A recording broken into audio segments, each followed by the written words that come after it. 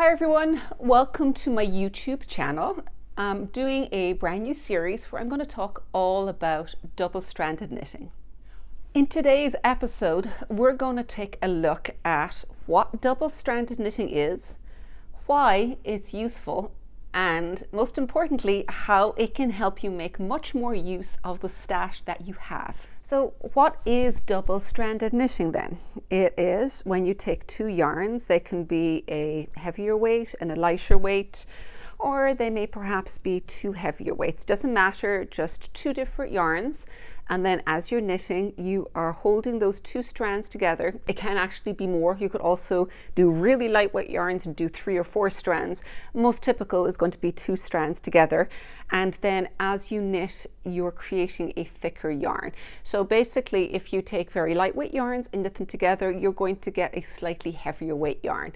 As we go through the season, we'll be taking a look at what different combinations give you different weights, but that is in a future episode. For now, just knowing what the stranded is going to give you an idea of what you're trying to do with it. And then the next question is why you would want to do it. What are the benefits of it? Because you kind of goes like, well, you know, I can pick up the right yarn weight, won't that do? So this really comes to the number one reason why you may opt to go do it is if you have an extensive stash, but you don't have the right weight for what you want, then using double-stranded opens up all of the possibilities of using the stash to create the yarn weight as you want. So for instance, if you've got a lot of fingering weights, say take 2 fingering weights, but the pattern doesn't call for a fingering weight, it calls for a heavier weight.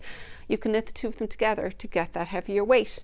So it means that you can take that stash and you can really open up the possibility of the kind of patterns that you can knit with it.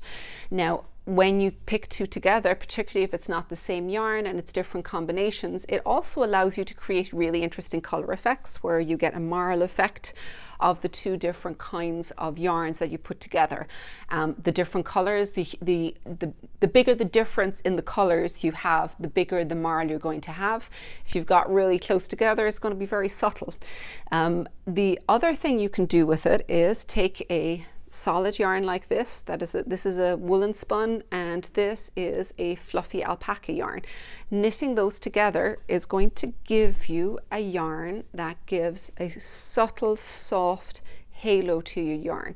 So there's a lot of patterns out there these days that use these haloed yarns, and the easiest way of getting that is to take a lighter weight solid yarn, pair it with usually a lace weight fluffy yarn, either alpaca or mohair fluff, and it's going to give you a lovely halo. That's also going to have another nice benefit that you may not have thought about, is if you've got a yarn that is a little lighter weight and is prone to breakage, mohair is very strong, so putting it together with it can really help to give a bit more strength to the yarn as well.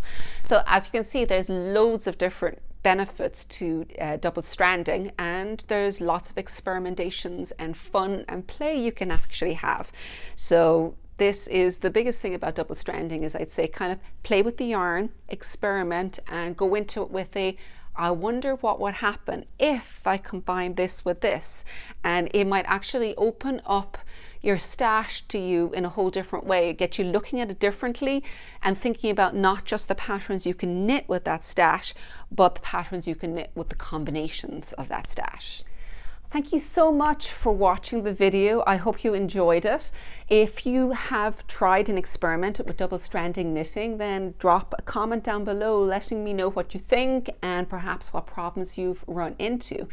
If you are not subscribed, now is the time to subscribe so you don't miss our next episode, which is going to be taking a look at the most common combinations used with double-stranded knitting. So see you then.